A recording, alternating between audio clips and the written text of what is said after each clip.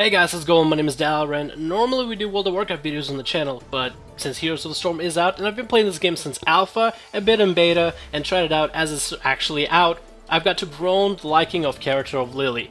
I'm drawn to World of Warcraft and everything WoW based, and Pandaren was an expansion that I did enjoy to an extent, and Lily was just a character that I just picked up easily. So I felt like if you guys do want to play this game, and since this game is going to be out, I might as well make at least one guide on one of the characters that I like.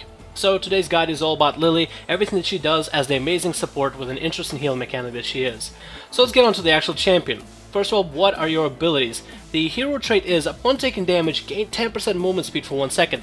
Every time Lily takes damage, you get fast as hell, and you can get either juke it out of there, or you get back in the enemy fight. You can juke around people, you can get in and out of combat easily, so every time you take damage, take advantage of the movement speed buff. Now for the actual abilities. Your primary heal is Healing Brew. Every 3 seconds, you can throw a heal to the nearest closest hero. You cannot target what hero it is, but the nearest closest hero with the least amount of health is the one that's going to be healed. That's the issue and the advantage of this hero. The problem with it is you cannot decide who gets the heal, but you can spam it every 3 seconds, and as long as you're watching your position, your health, your friendly's health, you can pretty much almost figure out who is going to get the heal whenever they need it. So playing as Lily, you gotta be very cautious, you gotta watch people's health, but the fun part is you can just spam that Q and you'll heal everybody around you. Next one is Cloud Serpent. You throw a serpent on people's head and it attacks anybody around them. That ability doesn't really deal that much damage, and I wouldn't even talent much into it, but it's an interesting ability. It's alright for that extra bit of damage once you're pushing either the enemy waves, the enemy structures, or the minion camps. It's a decent ability. I wouldn't definitely knock it. It's alright if you have the extra mana, but definitely nothing I would really just focus on. Next one is an awesome one. It's Blinding Wind. It throws damage next to your enemies. It can be active unless enemies are around you, and it'll hit 2 enemies closest to you, and it'll blind the next few attacks. That means it will auto attack. The next 2 or 3 auto attacks, actually it's 2 is red right here. The next basic 2 auto attacks are going to be 100% miss. And with so many assassin based heroes that just deal melee damage, blinding those auto attacks is actually very useful when you're trying to make sure your friendlies are not taking as much of damage.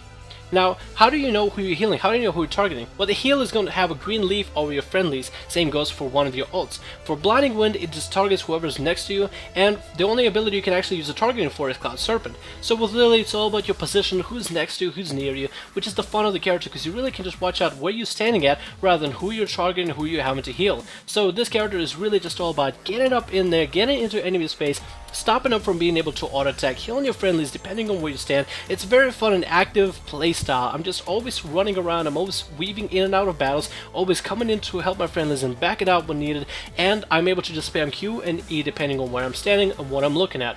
It's a very fun playstyle. Now let's talk about the heroic abilities, which you would know in League of Legends or Dota as ult. First one is Jug of 1,000 Cups. It's pretty much your Q on steroids. You'll just start throwing jugs of cups to one closest, lowest health friendly, kind of like Hugh, and you'll keep on healing them for 6 seconds. It's a ton of healing, but it only works for one person, and while the ult or the heroic ability is available, you cannot do anything else. So you're just going to have an area effect, you're throwing jugs of healing all over the place, you're healing only one person. So again, positioning is very important, your friendly's positioning is very important, but it's a very good and potent heal, especially once you get to rank 20.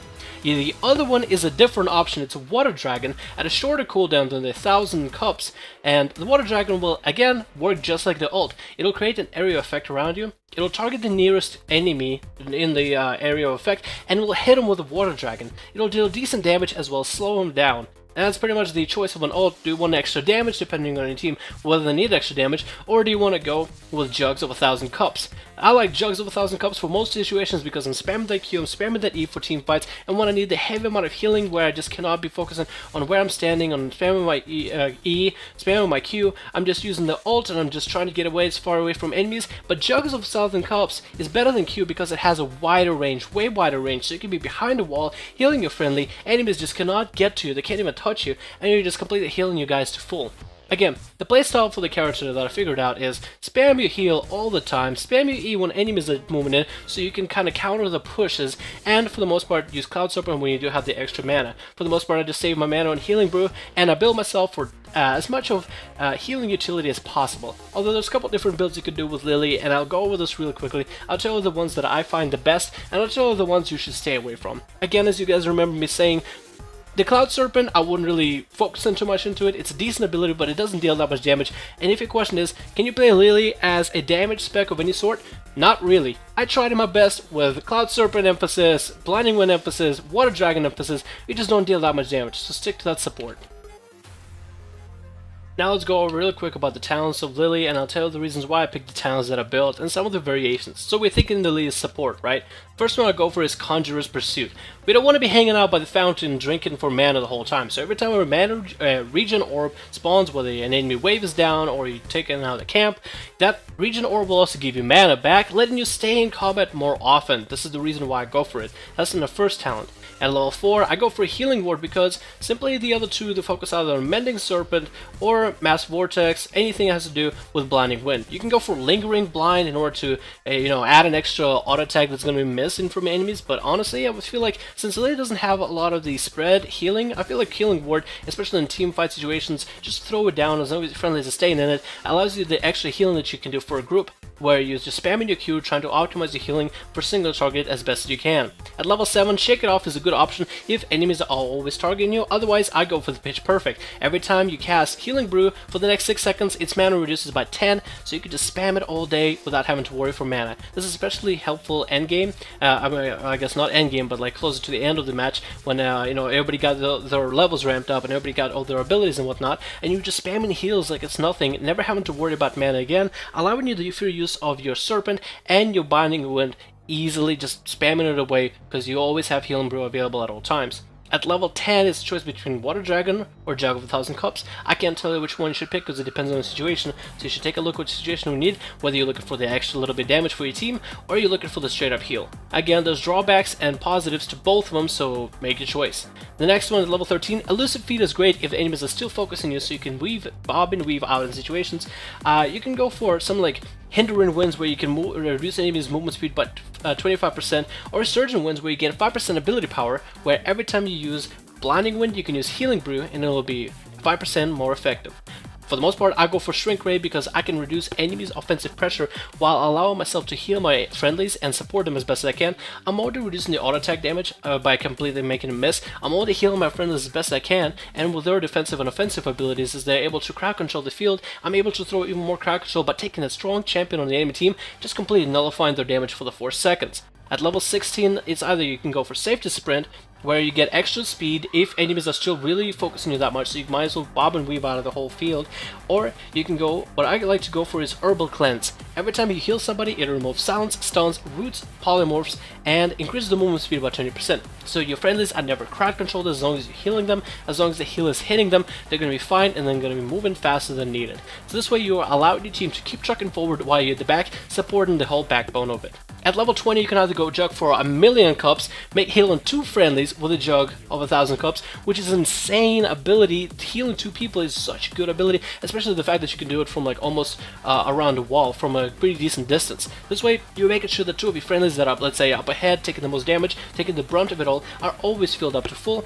But if you did grab Water Dragon, go for Double Dragon, giving you 2 Water Dragon strikes, which makes the ability that much better. Again, if enemies are still hitting you and you don't need that heal, you don't need the damage, if they're hitting you, you can go for Kung Fu Hustle. Abilities recharge 3 times fast, while Fast Feet is active. Every time you take damage, your coolies are just reduced. You don't have to wait for them. You can get your ults, heroic abilities back up. You can get your heals back up. You can get your Binding Winds back up, which is very effective. So if enemies are going to target you as you are the support of the team, you're just going to optimize for that and make sure that you're taking less damage. You're faster than than what's needed. You're less likely to be CC'd with Shake It Off from level 7, and your coolies are going to be up much faster. So you can spam that Healing Brew in hopes that maybe your team can correlate and use that momentum that enemies are bringing in to close in on a target, lock him down while you're surviving against the enemy team.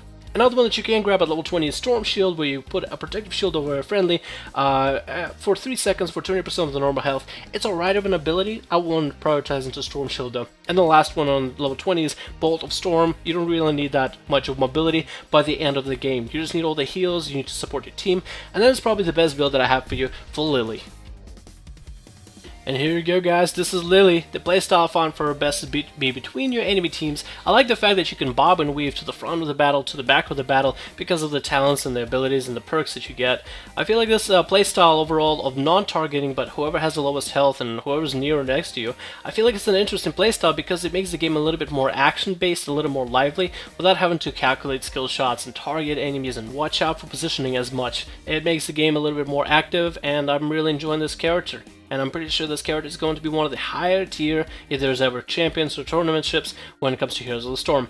Hopefully you guys have fun playing Lily. If you want to see more Heroes of the Storm videos, let me know, and I'll see you guys in the next video.